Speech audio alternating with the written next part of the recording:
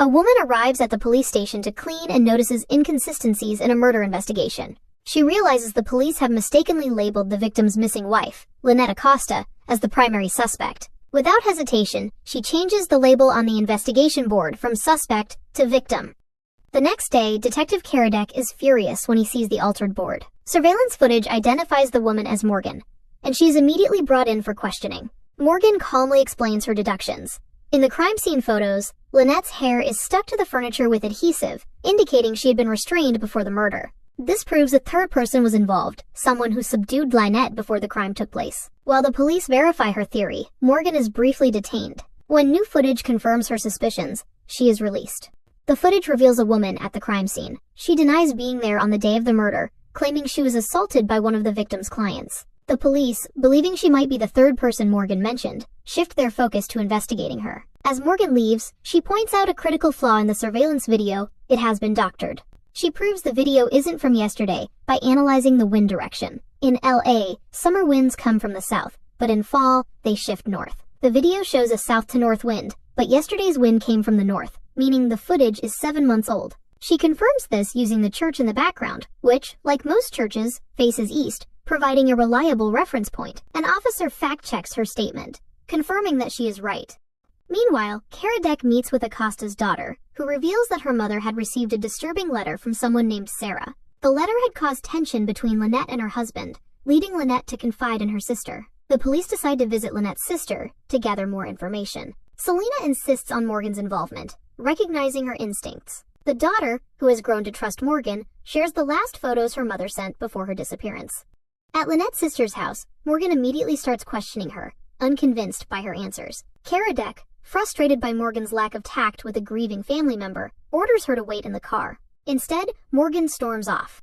Later, Karadec visits Lynette Acosta's law firm, hoping to retrieve the letter Sarah sent. The firm refuses to cooperate without a warrant. While Karadec is in the bathroom, Morgan unexpectedly hands him the letter, having retrieved it herself. Disguised as a janitor, she had snuck into Lynette's office and taken it. The letter reveals Sarah as a paralegal involved in a high-profile assault case against a client named Diamond, a man Lynette had been defending. Sarah had been assaulted by Diamond, just like the woman from the footage, and had sought Lynette's help in filing a lawsuit against him. Morgan deduces that Diamond may have killed Lynette to prevent the case from moving forward, especially if Lynette had started reconsidering her role in defending him. Karadec, furious, tells her the letter is inadmissible evidence and orders her to return it. Diamond is brought in for questioning. He provides an alibi, mentioning Fontana, a detail that piques Morgan's interest. Before they can press further, the law firm's executive arrives, exposing Morgan's unauthorized break-in.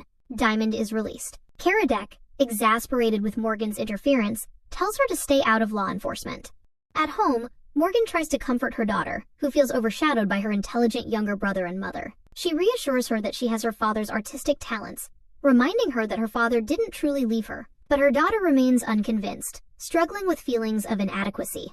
The next day, Karadec arrives at Morgan's home, asking why she wanted him to press Diamond about Fontana. Morgan reveals that Lynette's sister had also been to Fontana, despite having an alibi. Seeking more answers, Morgan consults her neighbor, a flower expert, about how long a ranunculus flower takes to wilt. The answer: 4 days. During a school run, Morgan connects the dots. Diamond had sought leverage over Lynette by having an affair with her sister, ensuring that if Lynette ever turned against him, he could use her own family against her. She had spotted a Fontana souvenir at the sister's house, confirming her suspicions. Morgan proposes a new theory. If both Diamond and the sister had alibis for the estimated time of death, then the murder must have happened earlier than they thought. They return to the Acosta house. Morgan pieces it together. Diamond and Lynette's sister had gone to pressure Lynette into dropping the case. But when her husband intervened and pulled a gun, Diamond shot him. Lynette, as the only witness, was then tied up. Morgan notices the ranunculus flowers. Flowers had been fresh 3 days ago, but now they were wilted. Since the flowers last 4 days, this means the murder must have occurred a day earlier than the police originally estimated. Looking around, Morgan makes a crucial realization: the room is a greenhouse. Morgan reveals her theory. Diamond staged the crime scene, freezing the body a day earlier, and tampering with footage to frame his accuser. He later raised the room temperature to mislead the coroner. With Lynette still missing, they turn their focus to Fontana. Suspecting Diamond had taken her there, they locate her childhood home and find her tied up inside. The police move in, rescuing her. With the case solved, Selena offers Morgan a position as a consultant for the police. Though hesitant, Morgan agrees, but on one condition. "I'll help you," she says, "but you have to help me first. My first daughter's father has been missing for 15 years. Find him, and I'll take the job." You got a deal. Case 2. Dancers in the dark. Damien and Roland, tap dancers, are practicing on a rooftop when Damien falls to his death and lands on a car. It's Morgan's first official day as an LAPD consultant, and her kids celebrate by making her breakfast. She's immediately called to the crime scene. Karadec believes it's suicide, but Morgan finds a phone in a crevice, knocked over by a tripod. The smudge patterns on the phone suggest a second left-handed person was present. Morgan identifies the second person from the phone as a Christian. Morgan also points out that Damien loved his car too much to intentionally damage it during a suicide attempt, leading her to suspect murder. Meanwhile, the burglary division enlists Selena's expertise to help with a series of jewelry store robberies committed by a hooded thief. She also finds buttock marks on the rooftop floor, indicating the second person likely sustained injuries from a fall. Morgan and Karadec visit Damien's mother, Whitney, at the hospital. Whitney says Damien, who worked at BSB, a car painting shop, had no enemies and was saving money for Broadway. Some of Damien's friends from the shop came to visit. Morgan notices two left-handed men, one of whom is Christian, Roland. She also spots a tattoo covering a stitch mark on Roland's elbow. He's invited for questioning. During Roland's interrogation, he confesses that a third person pushed Damien while he and Roland were dancing. However, CCTV footage shows no third person. Examining paperwork, Morgan realizes something about Damien's car. Paint traces were found in the trunk, and since Damien was meticulous about his car, she believes someone from a paint shop hid in the trunk, emerged while Damien and Roland practiced, and pushed Damien. Morgan and Karadec visit the paint shop and interview employees. Back at the station, they check alibis. At home, Ava shows Morgan a painting, prompting Morgan to show her graffiti photos by Ava's father. Ava doubts her father didn't abandon them, despite Morgan's assurances. Later that night, looking at the photos, Morgan remembers her husband's emphasis on lighting. She and Karadec return to the rooftop, where Morgan explains that Damien's car passed the CCTV at 2 a.m., and the moonlight was such that the culprit couldn't distinguish between Damien and Roland. They realize Roland was the intended target, not Damien. They try to contact Roland, who is at a party. Using the song playing in the background, Morgan is able to locate him, but they arrive to find him dead from a gunshot. Back at the station, the team reviews CCTV footage from the club, where Morgan spots a spark from a gunshot. She later notices the same spark in footage from the burglary case while she was taking a walk. She realizes the gun used in the robberies is the same one used to kill Roland. The spark came from an old gun. The team links the burglaries, and Morgan notes that the thief used a different getaway car for each robbery, except the last. She theorizes Roland might have been the burglar's accomplice but changed his mind after meeting Damien a month prior. Fearing exposure, the burglar tried to kill Roland. The LAPD arrests the paint shop employee during a burglary attempt. He turns out to be one of the men from the paint shop. Morgan explains that the burglar timed his robberies to coincide with officers being called away on backup calls. The LAPD staged a fake backup call to trap him. She had also noticed his guilt at the paint shop. The case is solved. Later that night, Morgan receives her paycheck and gets her car back, to her kids' delight. Selena tells her that Ava's father's abandoned car was found with a diaper box inside, suggesting he didn't abandon his family, but something happened to him. Selena promises to investigate. Case 3. The Climbing Killer. A man is drowned in a bathtub. His killer is unknown. The next morning, Morgan arrives at the crime scene, where Karadec is already investigating. He challenges her to prove that the scene was staged to cover up a murder. Morgan's eyes immediately scan the room, taking in the details. She notices streaks on the floor, a poorly folded towel unusual for professional housekeeping, and a wiped whiskey glass. These inconsistencies suggest a hurried attempt to clean up. She says the poorly folded towel was likely used to dry the floor after a struggle. The bartender confirms that the victim was last seen with a blonde woman. The team uncovers CCTV footage showing the mystery woman leaving the victim's hotel room alone. They also notice that her car was parked in a no parking zone, yet she didn't receive a ticket, something only doctors are exempt from in emergencies. They bring the doctor in for questioning. She admits to a casual relationship with the victim. Karadec believes she's guilty, but Morgan disagrees. She remembers the candles in the hotel room. Candles like those burned for 4 hours, but one had been extinguished, likely when water splashed during the struggle. The other candle had only burned for an hour and a half. This means the struggle occurred much later than the doctor's stated departure time, proving her alibi. The real killer is still out there. Meanwhile, Selena continues her investigation into Roman's disappearance and tracks down an old mural he painted. Back at the station, Karadek's team makes a surprising discovery. The victim wasn't who he claimed to be. He had assumed a false identity. That night, Morgan takes the evidence box home. Karadek comes to her house telling her it's a violation of protocol. She tells him her deductions. While going through the files, Morgan notices the victim's pants. They're impeccably tailored. A closer look reveals the stitching. There are no cross stitches, a detail she recognizes as characteristic of tailors in Madagascar, where cross stitches are considered bad luck. She also finds cement residue on his shoes, indicating he had been near a construction site. Following this lead, the team finds a tailor shop near a construction site and uncovers the victim's real identity, Eduardo. Eduardo was a rideshare driver, but his lifestyle didn't match his job. Tracking down his home, they meet his wife and daughter. His daughter mentions two things: a toy camera her father gave her, and a dictionary he also gave her. She also observes that Eduardo lived in an upscale apartment, far beyond the means of a rideshare driver. At home, Morgan confronts her ex, frustrated that he allowed Ava to bring a guy home. Their argument ends with him bitterly stating, "I'm just the manny, right?" before walking away. The next morning, Morgan pieces together an important clue. The killer entered the hotel room through the window. The problem? The room was on the 4th floor. Detective Oz inspects the scene and discovers traces of powder used by rock climbers. He also points out the building's crevices and grips, which would allow a skilled climber to scale the wall. Daphne uncovers Eduardo's bank transactions and finds a $200,000 deposit from an elderly woman. They track her down at a senior care facility. She has dementia and believes Eduardo was her fiancé. She had given him the money to build a house in Mexico. Her son, shocked, insists he never met Eduardo. He was up north when Eduardo was seeing his mother. Eduardo had clearly been running a scam, preying on the vulnerable. That night, Selena visits Morgan with an update on Roman's case. She has a photo of a mural Roman, painted a month before his disappearance. The location was linked to criminal activity. As they talk, Morgan suddenly has an idea. She returns to Eduardo's home and searches the dictionary his daughter mentioned. Inside, she finds a hidden stash of cash.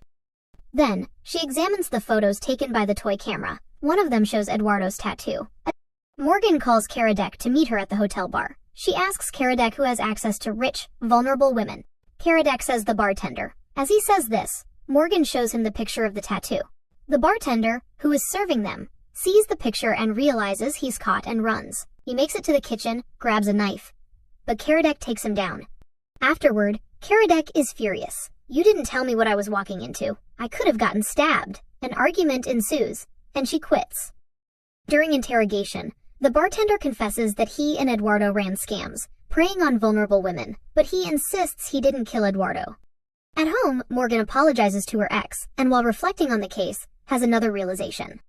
The next day, she reveals her findings. The killer had to have short nails because they scaled a building. Kyle had been wearing a mountaineering club t-shirt when the police visited his mother. The culprit is Kyle. Kyle, the son of the elderly woman Eduardo scammed. His motive was revenge. But something doesn't add up. Karadek points out that Kyle never appeared on CCTV. So how did he get into Eduardo's room?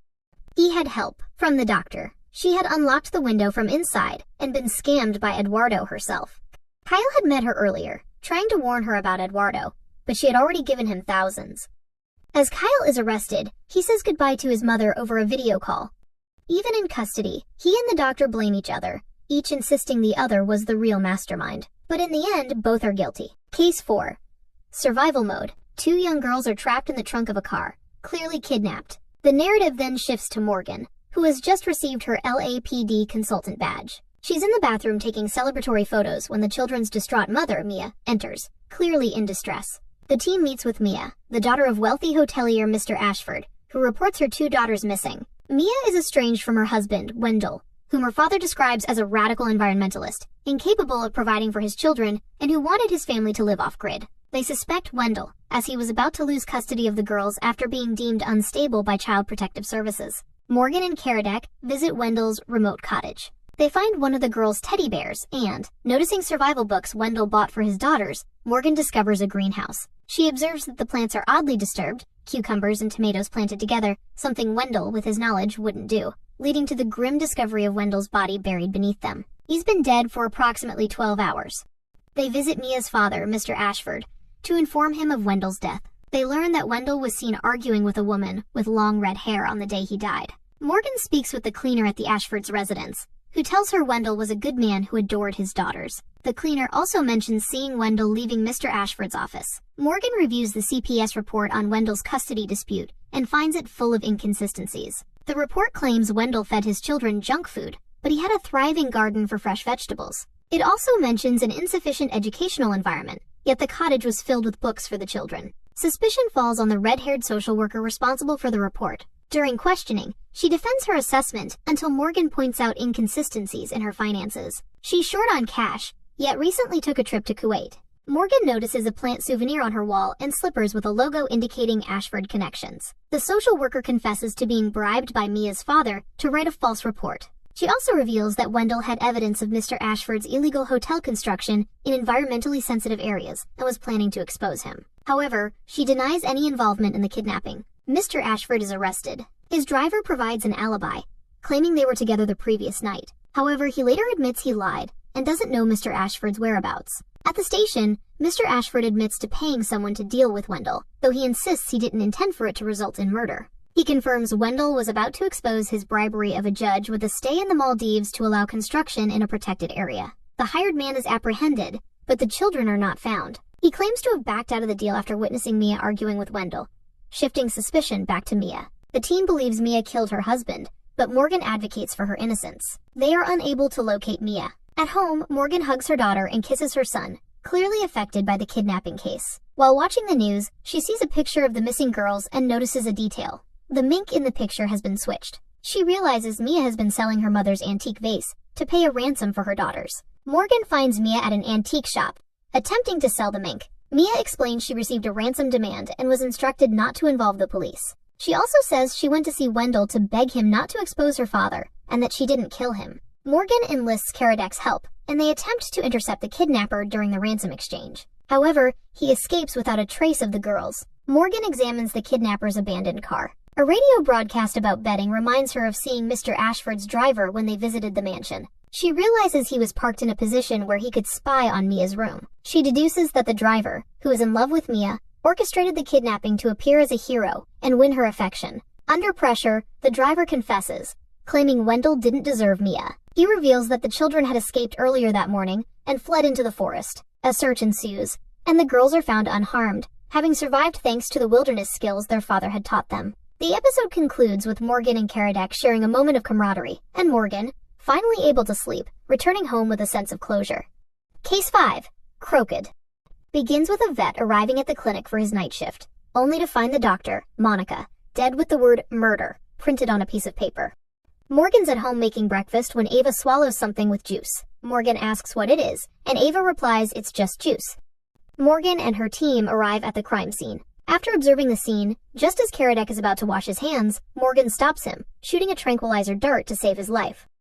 She later explains that the victim had an allergic reaction on her palms, with a paper towel beside her. The vet keeps exotic animals, and Morgan had noticed a poisonous dart frog missing. She deduces that the frog is in the soap dispenser, which is why the doctor was paralyzed while drying her hands with the paper towel. Just before dying, the doctor managed to order the printer to print the word murder. It's voice automated. Sure enough, the team finds a dead frog inside the dispenser.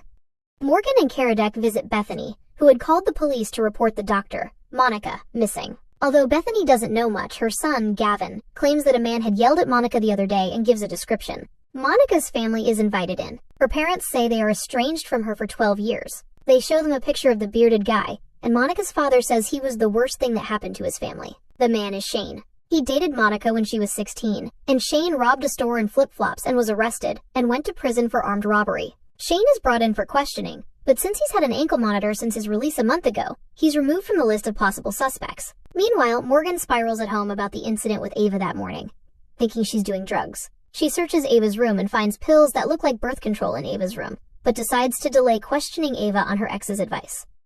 Later, the team questions one of Monica's online haters, who claims that Monica incinerated his pet spider without consulting him, saying it was infectious. He admits he threatened Monica at her Hollywood address. At the same time, Morgan recalls seeing a Hollywood address on a food delivery receipt in the trash at Monica's apartment. The team visits the address and discovers more exotic species, revealing that Monica was also an illegal trafficker of exotic animals. Morgan finds a picture of Bethany and her son, Gavin, in the office. They also discover a coded list discovered to be house listings abbreviations. Monica needed money to buy a house. They meet with the realtor, who tells them Monica had a partner and wanted to live close to them. It turns out that Monica wanted to buy a house for the woman she loved, Bethany, who had a husband and a son. Bethany confesses that her husband knew she was planning to leave him for Monica. Nathan, Bethany's husband, is called in for questioning. The team also finds a book on frogs with a coffee stain on the page. Nathan eventually confesses to killing Monica, but Morgan feels unsure about his confession. Morgan and her kids visit the store Shane robbed, and something clicks. How did Monica's dad know Shane was wearing flip-flops? That detail wasn't in the police reports. She proceeds to see Shane at the beach, where he works as a gym instructor. She notices his ear dimples, which match Bethany's son's. She then interrupts Karadek's date to inform him that Bethany's son is adopted, and he's actually Shane and Monica's biological child. Having both ear dimples is a sign of biological inheritance. Monica's teenage pregnancy was also the reason Shane hadn't disclosed her involvement in the robbery, and this is why Monica had been estranged from her parents, with her father particularly ashamed. Morgan deduces that Bethany learned the truth about Monica and her adopted son Gavin's relationship and discovered that it was Gavin, not Bethany, whom Monica wanted in her life. Bethany confesses to murdering Monica out of anger, realizing that she destroyed her marriage for Monica, but their relationship had been a lie. She overheard Shane and Monica arguing, the argument the son saw. Shane asking Monica why she gave up their son for adoption. That's when it clicked for Bethany. Gavin is Monica's son. Nathan had confessed to the crime to protect Gavin, and he is later released. In the end, Monica's mother learns that Gavin is her grandson. Getting home, Morgan talks to Ava about the birth control pills, and is surprised to discover she's been taking them to reduce her acne breakouts. Case 6. Hangover. A young woman, Sam, wakes up hungover in her boss Elaine's trashed office to find Elaine dead with "forever" written on the wall. Morgan is cleaning when Karadek calls her to Metcalfe Tech Corp to investigate Elaine's murder. Elaine was killed with her own Female Innovator Award at her company's product launch for Canary. Sam, who claims to barely drink and is on new medication, is the prime suspect. She admits Elaine had become increasingly difficult to work with, especially with the launch of their new product. Sam's laptop shows a garbled search from the night before that she suspects was because Sam was intoxicated, and a notebook in her desk contains a drawing of Sam holding a knife behind Elaine. Despite the evidence, Morgan believes Sam is innocent. Elaine's husband, Eric, reveals he was Elaine's first investor and that she had enemies among her employees. He left the party at 10 p.m. Meanwhile, Tom, a janitor at LAPD, accuses Morgan of leaving cheesy smudges on doors. Something romantic is brewing. Sam's toxicology report shows diazepam and alcohol, which could cause amnesia. Daphne discovers Elaine wrote a check for $45,623 the night of her death. As party guests are questioned, many report a loud argument in Elaine's office. No one thought it was weird because Elaine is always cussing people out. The timeline of the murder is narrowed down by Morgan using the karaoke playlist. The argument in Elaine's office was heard while the entire sales team sang "Since You've Been Gone," ending at 11:01 p.m. Nothing Compares to You was performed at 11:03 p.m., and no one heard anything from Elaine's office during it. So Elaine was likely murdered between 10:58 p.m. and 11:01 p.m. Sam then discovers photos of herself with a doctored magazine cover, where Elaine's image is altered to look like a devil. The photos also show red lipstick, matching another employee, Denise, who confesses to a flirtatious kiss with Sam at the party. Denise also saw an unidentified woman with brown hair, an average build, and a square object attached to her arm leaving the party. Denise identifies the woman from an ad, Carmen Jimenez, who uses an insulin pump. Visiting Carmen's house, Carmen initially denies involvement, but Morgan points out that they just moved into a house they can't afford. Mr. Jimenez tries to end the interview.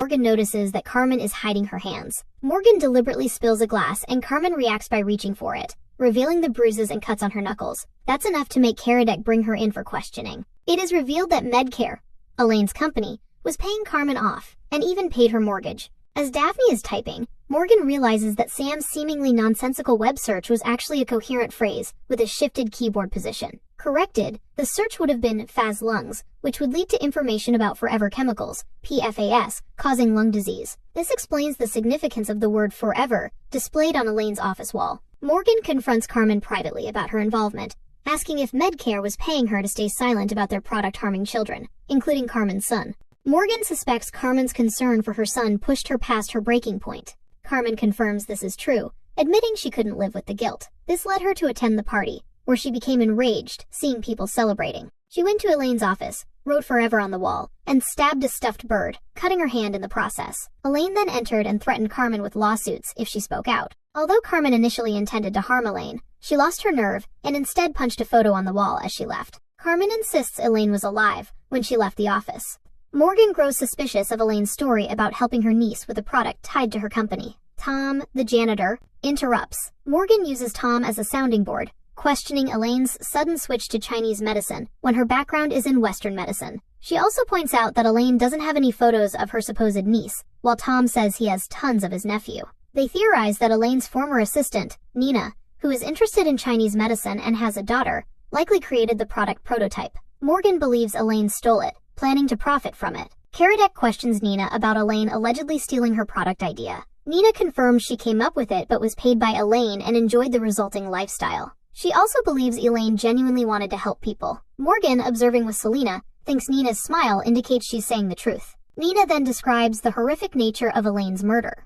Killed with her own trophy. Karadec, knowing only Eric has been informed of how Elaine died, asks Nina if she's having an affair with Eric. Nina admits to a relationship with Eric, claiming it happened as they both fought for Canary and wasn't intentional. The focus shifts to Sam as the prime suspect, but Morgan defends her. Morgan points out the unsolved mystery of a $45,623 check. This causes Sam to become physically ill and vomit. Afterwards, she confesses to Morgan that the amount matches her remaining student loan balance, realizing this implicates her in Elaine's murder and that her life is ruined. Morgan, while dismantling the murder board, recalls Sam's statement about Elaine's paranoia and surveillance. This leads her and Karadec to revisit Elaine's office, where they discover a two-way mirror concealing a camera behind Elaine's desk. The recorded video reveals Sam informing Elaine of her resignation and the reasons behind it. Elaine's attempted bribery failed, resulting in a physical altercation where Elaine attacked Sam. Sam defended herself, causing Elaine to fall onto her award, resulting in her death. Sam, in the process, hit her head and lost consciousness. Karadec believes Sam acted in self-defense and won't face significant consequences. At the end of the day, Selena invites Morgan for drinks. Initially hesitant, Morgan agrees. Before leaving, she cleverly leaves her phone number for Tom the janitor, using chip dust on a glass.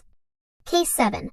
One of Us. A man named Frank Weber is found dead in his RV. A week later, Morgan takes her daughter Ava to her workplace, the police station, for Yes Day. While Ava is in the restroom, a woman takes Lieutenant Mellon hostage, claiming a nearby box is a bomb and that there are more bombs hidden in the station. She has an accomplice who disarms an officer. They demand everyone's phones and weapons and order Detective Daphne to evacuate the building, leaving only the people in the room with them. The hostage takers shoot out the security cameras and reveal their motive: to free a wrongly accused man. They order the police to find the real killer, threatening to kill everyone if they fail. Those not in the hostage room, including Selena, Detective Karadec, and Osman, convene in the nerve center with SWAT. They identify the hostage takers as Army veterans Sergeant Brooke Kirkman and Sergeant Jeremy Davis, who have no prior criminal record. The team is now trying to figure out how they got explosives into the station and how to resolve the hostage situation. The hostage takers demand the release of Staff Sergeant Logan Hansen, claiming he's innocent of murdering Frank Weber.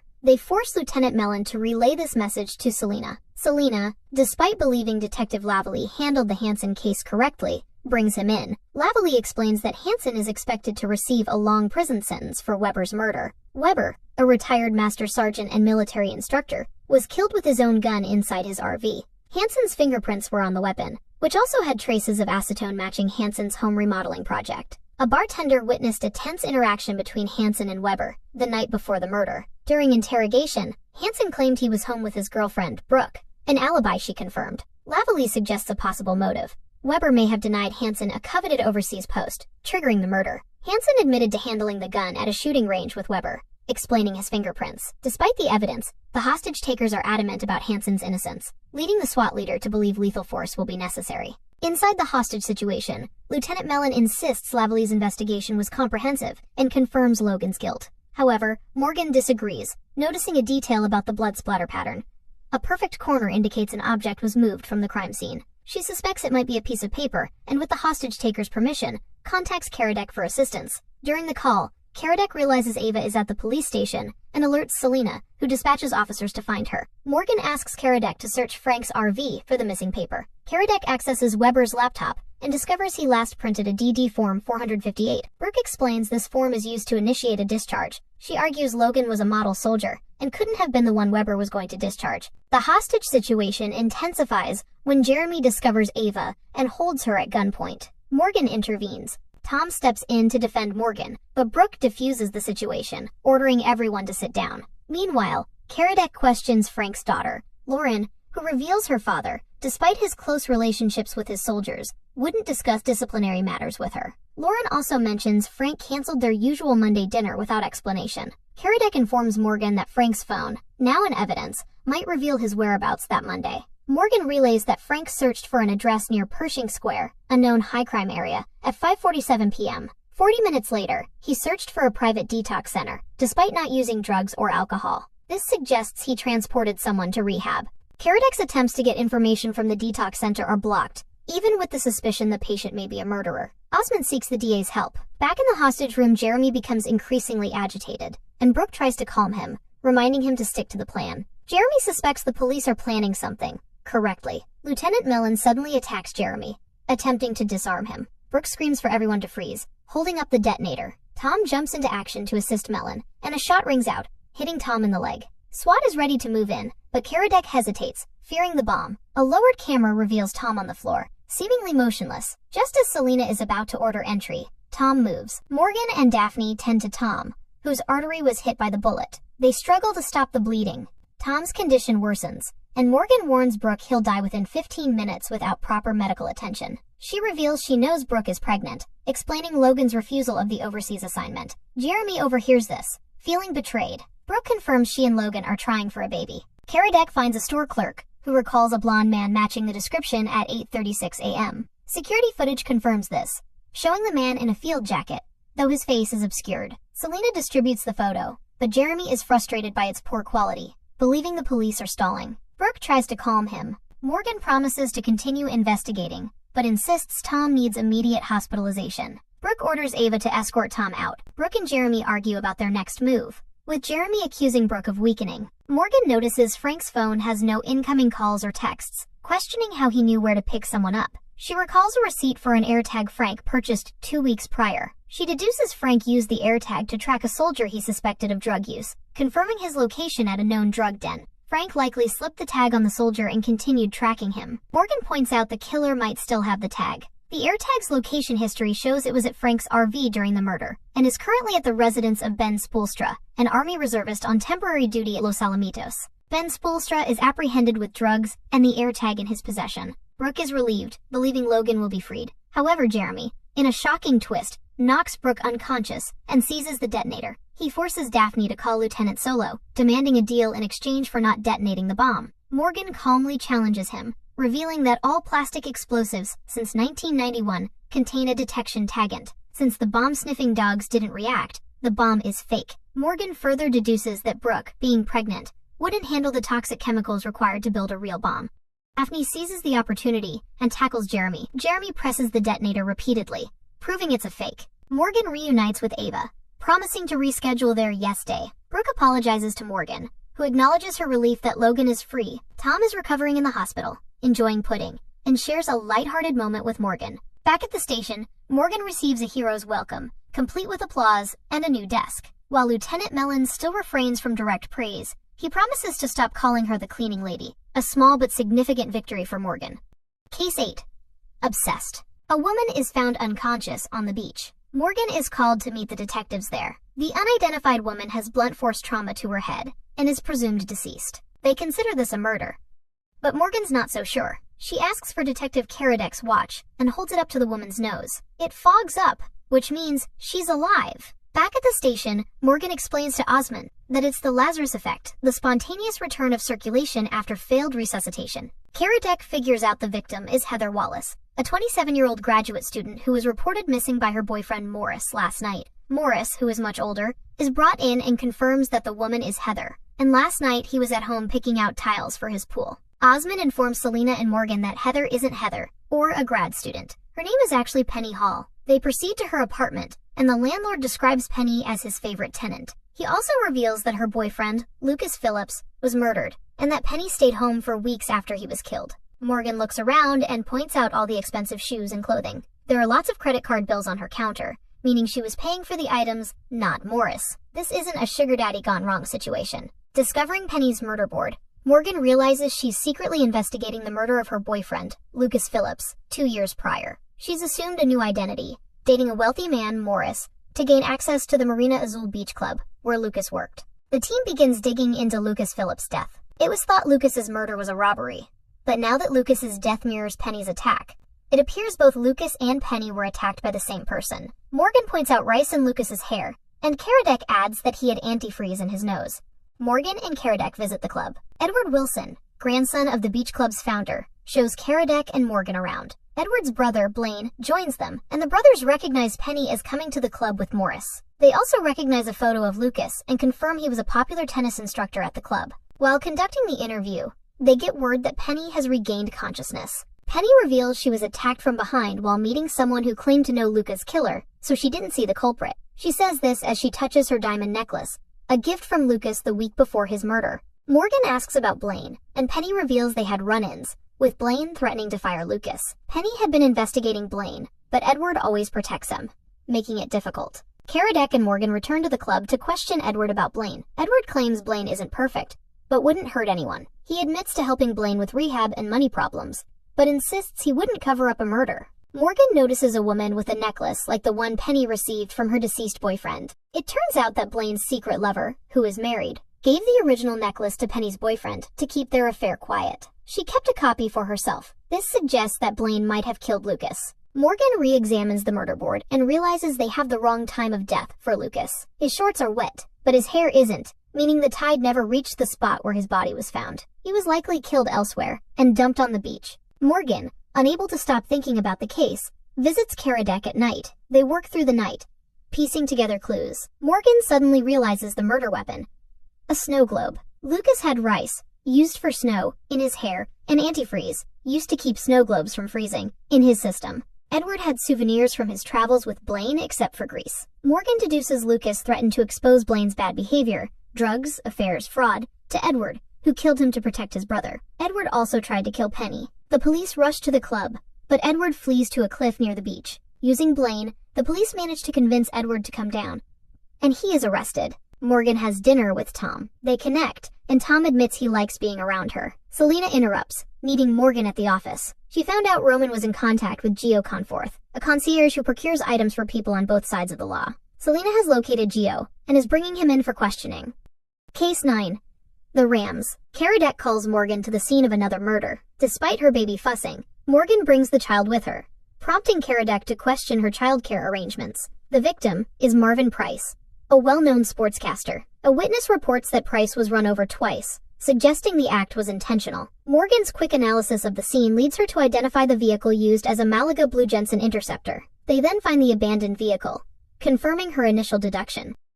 Price's son, Dexter, arrives at the station. He reveals he was on the phone with his father moments before his death. During their conversation, Price had mentioned making changes to his will. Dexter reveals that his father's live-in house manager, Tiana Johnson, had recently been named the sole beneficiary of his estate, but his dad was about to change it to him. Dexter believes the change in the will could be a key motive. He also mentions that his father's last words were tiddlywinks. Meanwhile, Morgan's personal life takes an unexpected turn. Her relationship with Tom is strained. He recently finished nursing school and received a job offer in San Diego. After multiple unanswered calls, he assumes Morgan has lost interest. She insists she was simply preoccupied and attempts to make amends, but the prospect of a long-distance relationship looms over them. Detectives Osmond and Daphne interview Price's neighbor, who admits to hating Price due to their ongoing legal battles, but provides a solid alibi for the time of the murder. Morgan and Karadec then interview Tiana. She denies being Price's lover, stating he was like a father figure to her. She also suggests they look into Dexter, as he was angry about the will, and constantly asked Price for money. Tiana's alibi is that she was at home during the murder. She insists her relationship with Price was not about the money. Leaving Tiana's house, Karadec catches Morgan having stolen Tiana's phone. He scolds her and makes her return it, reminding her of the legal ramifications of her actions. Morgan and Selena meet with Gio. However, Gio is only willing to share this information if they arrange for his nephew's release from jail and placement in a rehab program. The next morning, Dexter returns to the station seeking updates on his father's case. He reveals that he's struggling financially due to the expenses of caring for his autistic stepdaughter. He explains that his father refused to help financially, creating significant tension between them. Selena, needing Gio's information, enlists Karadec's help. Karadec successfully secures the nephew's release, putting Gio in their debt. Daphne discovers a critical piece of information. Price's neighbor owns a Jensen Interceptor, the car identified in the crime. However, the neighbor claims it was stolen a week prior, and a police report confirms this. He then adds that he regularly saw a man entering Price's garage while Price was away. This man was Tiana's boyfriend. The neighbor also recounts an incident where Price came home unexpectedly and caught the boyfriend in his garage. The boyfriend then sped off on his motorcycle. Morgan revisits recordings of Price's sportscasts. She notices that he frequently used the term tiddlywinks to refer to something he considered a waste of time. The detectives review security footage, piecing together the timeline. Suddenly, before anyone else can speak, Morgan announces the killer's name. She explains that while she accidentally had Tiana's phone, a call came in from Hollywood Auto, a mechanic that can hotwire a car. Looking at the footage, the culprit wore a specific French brand of tennis shoes. A brick wall visible in the background helped Morgan deduce the mechanic's height, 6'5". A quick look at Hollywood Auto's website revealed a photo of a very tall, attractive mechanic named Olivier Dubois. Morgan's theory is that Price, after being told about the motorcycle man, walked in on Tiana and Olivier having sex. Price then informed Tiana he was removing her from his will. In response, Olivier stole the neighbor's car to frame him for the murder. The detectives track down the boyfriend at a mechanic shop. When confronted, he attempts to flee, but Karadec quickly subdues him. Tiana is brought in for questioning. Olivier's alibi is that he was with Tiana, which she initially agreed to protect Olivier, but then confesses she lied, as his visa has expired. She confirms that Marvin found out about their relationship and told her Olivier was a waste of time. At that moment, Morgan connects the final piece of the puzzle. Price had been trying to tell his son that Tiana's boyfriend was responsible for his death. Tiddlywinks equals waste of time. Olivier is charged. In the aftermath, Tiana renounces any claim to Price's estate, leaving it entirely to Dexter. Later, Gio picks Morgan up at the mall and insists on meeting her alone, excluding her police colleagues. He reveals that Roman disappeared because he was afraid for his family. Morgan is initially doubtful until Gio mentions the Rams, a nick Roman gave his family meaning Roman, Ava, and Morgan. This intimate knowledge convinces Morgan that Gio's information is credible. Gio tells her he's leaving town but will be back, promising to share more information about Roman on his own terms. The mystery now centers on what Roman was involved in that caused him to disappear 15 years ago. Case 10. Shoots and Murder. A body is found at a playground, and the local nannies recognize the victim as Tara Foley, a fellow nanny who frequented the park. The medical examiner determines that Tara died from a heavy blow to the head. It looks like she was attacked nearby and crawled into the slide in an attempt to escape. With no CCTV cameras around and a time of death estimated at 10 p.m., the detectives don't have much to go on. The nannies mention a strange man who had been hanging around the park and seemed particularly interested in Tara. Morgan checks Tara's phone and finds 8 missed calls from her employer, Brett, as well as an angry voice memo. Brett and his husband, Jeff, tell the detectives that Tara had been their son Ward's nanny for 4 months. Brett claims he liked Tara and wouldn't have left an angry message if he'd known she was in trouble. They describe her as sweet and caring. Jeff remembers her mentioning a man who followed her everywhere, a guy with a limp who always had a French newspaper. Morgan immediately knows the best place to find French newspapers, so she and Karadec track down the mystery man. Turns out, he's a retired LAPD officer now working as a private investigator. And who hired him? Brett and Jeff, the same couple who directed them to look for a stalker. When confronted, Brett admits he hired the investigator without telling Jeff. Their previous nanny, Rosa, had been fired after a Facebook post revealed she let Ward wander into the street. Brett hired the PI after similar posts accused Tara of endangering Ward. Tara insisted the claims were false, but Brett wanted to be sure. The accusations against Tara were posted by a woman named Karina, so Karadec and Morgan pay her a visit. She admits she wrote the post about Rosa but swears she had nothing to do with the ones about Tara. After posting about Rosa, people attacked her online, so she deactivated her account. At Tara's apartment, Morgan and Karadec find evidence of financial troubles, a bottle of pepper spray, and a lawyer's contact information. Oddly enough, the lawyer specializes in immigration cases. Tara's calendar also shows she planned to attend church the night she was killed. Meanwhile, Oz and Chuck, the PI, go through photos of Tara and notice Mark seems a little too cozy with her. In one picture, he's even holding a bat that could be the murder weapon. Mark insists he and Tara were just friends. On the night she was killed, he was at home hosting a book club. He also proves the bat was just a plastic wiffle ball bat, with no sign of drugs or defensive wounds. The detectives conclude Tara probably knew her attacker. They re-interview the nannies, who finally admit Tara was underpaid, making $10 less an hour than the rest of them. They felt sorry for her, but she never accepted their offers to help. If she had, they say, she wouldn't have been alone the night she died. The nannies also mention that Karina once had a public meltdown, screaming at Tara and Mark at the park. Karina seems like a solid suspect, but her office's security log confirms her alibi. Then Daphne calls with a huge break. The Facebook accounts that posted negatively about Tara are fake. Karina clarifies that her argument with Mark wasn't about Tara.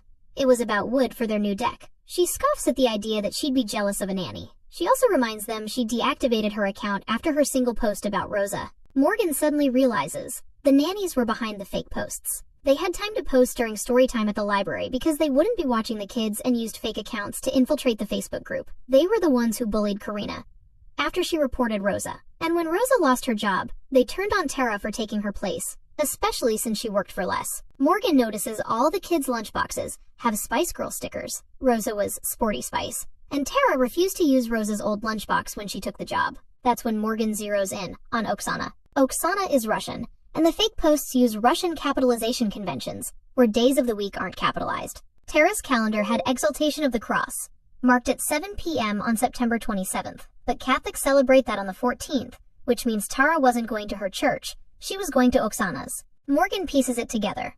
Tara figured out Oksana was the one harassing her online. She planned to confront her at church, and Oksana, realizing Tara could get her deported for fake identity, killed her. The nannies finally crack under pressure and admit they were covering for Oksana because they were scared of her. Oksana confesses everything. The Russian government persecuted her family, and she refuses to go back. She'd rather go to prison in America than be deported. The case is closed, but Morgan takes a moment to meet Jeff at the park and hands him a photo of Tara and Ward together. It's obvious she loved him, and Jeff gets emotional looking at the picture. As Morgan watches her own kids playing and laughing together, she realizes how quickly time is slipping away. Case 11.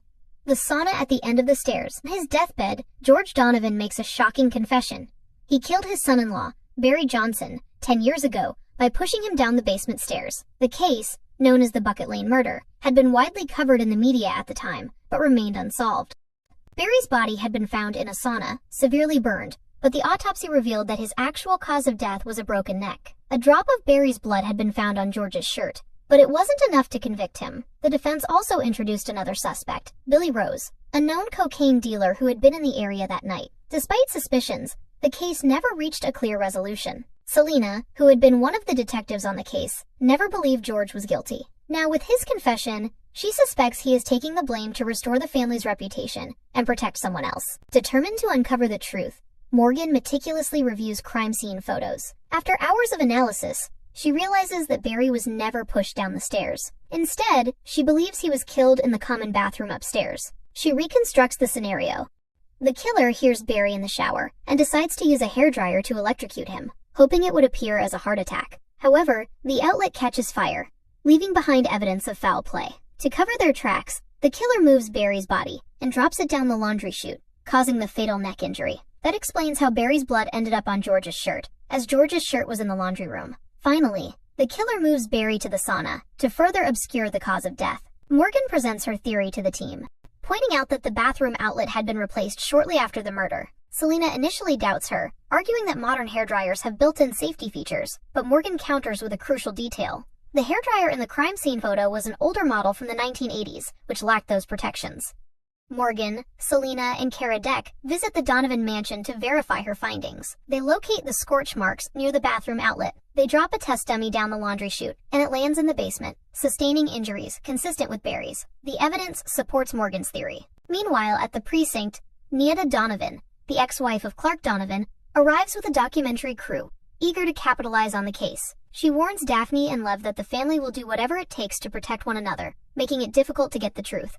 At the mansion, the family is questioned. They confirm that tensions between Barry and George had been escalating, particularly after a dinner where Barry mocked George for always bailing them out financially. Barry left the table after the argument, but the real turning point of the evening was revealed by Neda at the station. Barry had been physically abusing his wife, Heather. During the dinner, when Heather's robe caught fire, her mother saw the bruises, exposing years of domestic violence. The family confronted Barry that night, after which he left the room.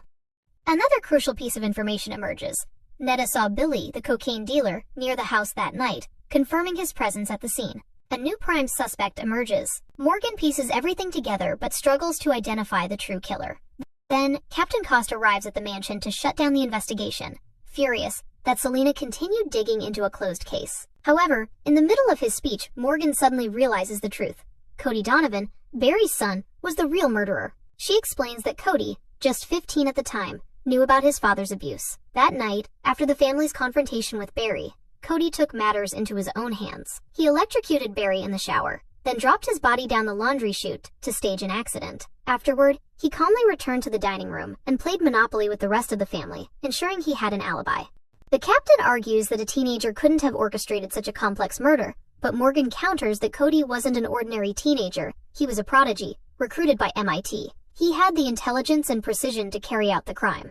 At first, the family refuses to believe it, but then Cody confesses. He says the guilt has been overwhelming, and he had told his grandfather, George, a week earlier that he wanted to come forward. To protect him, George confessed instead. The aftermath. Cody is taken into custody. Because he was a minor at the time of the crime, he will likely serve less than 3 years. The family is devastated. Before leaving, the captain warns Selena never to go behind his back again, but he also acknowledges that Morgan's instincts were correct.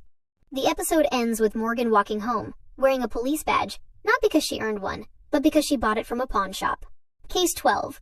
Partners. A man steps out of his private jet and starts foaming at the mouth. Morgan is called to the scene, and the victim is identified as Anson Pierce, founder of a controversial deepfake creating social media platform. He was traveling with his security detail, all of whom were unharmed. The coroner suspects poisoning. While the team is at the scene, FBI Special Agent Ronnie arrives, claiming jurisdiction due to the death occurring in U.S. airspace. He dismisses the LAPD's involvement, believing the poisoning is too sophisticated for them to handle. Morgan observes that Anson's popped blood vessels suggest a recent argument. She attempts to board the plane to investigate further, but Ronnie stops her and tells Karadec to pull back his team. As they leave, Morgan questions Karadec about Ronnie's attitude. He admits he's not a fan, as Ronnie is overbearing and feels he can do no wrong. Karadec also reveals Ronnie was his partner but doesn't want to elaborate further. Back at the station, Oz informs the team that Congress has been trying to regulate Anson's company for years, highlighting the potential for his technology to spread misinformation, influence politics,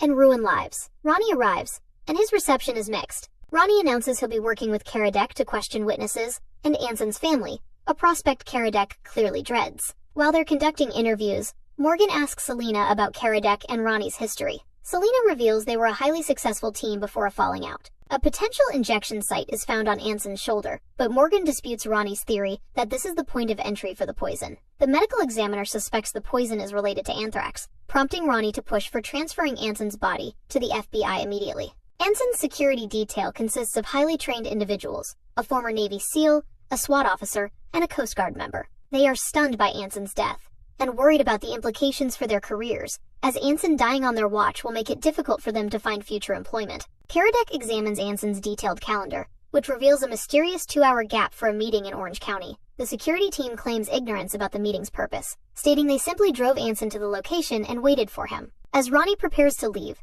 he reminds Karadec to transfer Anson's body to the FBI. Karadec's non-committal response makes it clear he's resisting. Morgan intervenes, asking about a flash drive found in evidence. She points out it couldn't be Anson's, as he designed a proprietary drive still used by his company. This drive belongs to a competitor. Upon inspection, the drive immediately installs a virus, crippling the LAPD's computer systems. Daphne works to remove the malware, realizing that whoever provided the drive to Anson likely also poisoned him. Oz begins reviewing CCTV footage from Anson's LA meeting up until his departure. Ronnie offers to have the FBI analyze satellite footage, and Selena assigns Karadec and Morgan to work with him. An FBI profiler suggests the killer is likely an unemployed, single white male who was close to Anson. Morgan is skeptical, arguing that the killer could be someone far removed from Anson's life, but deeply opposed to his company's technology. She believes the murder was personal, not purely business-related. Footage surfaces of a man slipping the flash drive into Anson's pocket. FBI facial recognition identifies him as Simon Keating,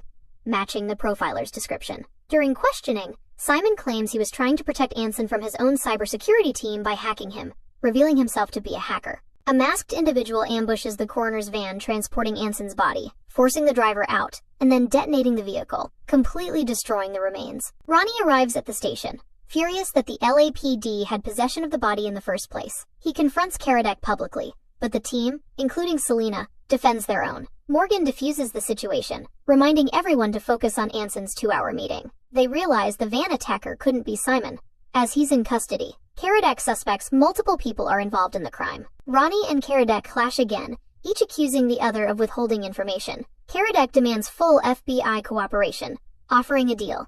If the LAPD exhausts all FBI intel without results, they'll step aside. Ronnie agrees. Morgan and Karadec go to the FBI, where Ronnie provides a massive amount of data. Morgan works through the night, trying to piece together the information. By morning, she hasn't cracked the case, but Karadec notices she keeps returning to Kenneth Sutton, a former employee of California Poison Control. Sutton's 24-year-old daughter, Julie, committed suicide after being targeted by deepfakes created by Anson's platform. The FBI previously questioned Sutton, who claims he only leaves his house on Wednesdays to visit his daughter's grave. They review cemetery footage and confirm Sutton's Wednesday visits. However, they notice that in the photo taken 2 days before Anson's death, Sutton wore gloves while placing flowers on the grave, something he hadn't done before. This leads them to suspect the poison might have been hidden within the flowers. Morgan and Karadec locate Kenneth's apartment. After confronting him, Kenneth flees, only to fall down the stairs and die before they can question him. They search his apartment, where Morgan reveals the devastating 31-second deepfake video that drove Julie to suicide. Karadec notes that Morgan's initial profile of the killer was accurate. Morgan describes Kenneth's butterfly organizing style, where everything is visible and purposeful, despite appearing like a pack rat. The FBI arrives, and Ronnie is pissed that the LAPD went after the suspect without the FBI there, leading to the suspect's death. Karadec talks some sense into him, saying they can't solve this case with constant bickering. He also tells him he called Ronnie multiple times, but his number wasn't going through. They come to a compromise and work together. Back at the station, Morgan gets Karadec to admit he misses working with Ronnie. He finally explains their falling out.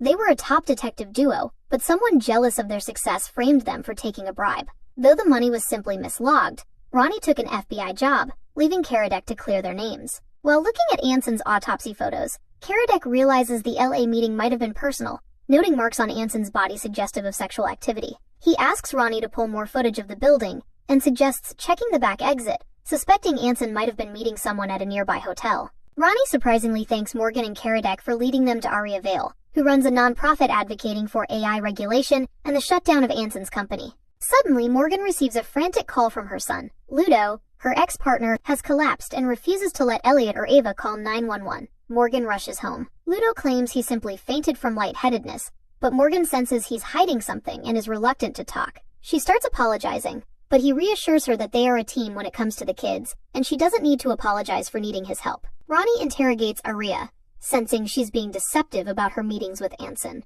She eventually admits their last meeting was heated, revealing Anson was in restraints, and a mark on his body came from her earring. Ronnie and Karadec confirm that neither Simon nor Aria was near Julie Sutton's grave.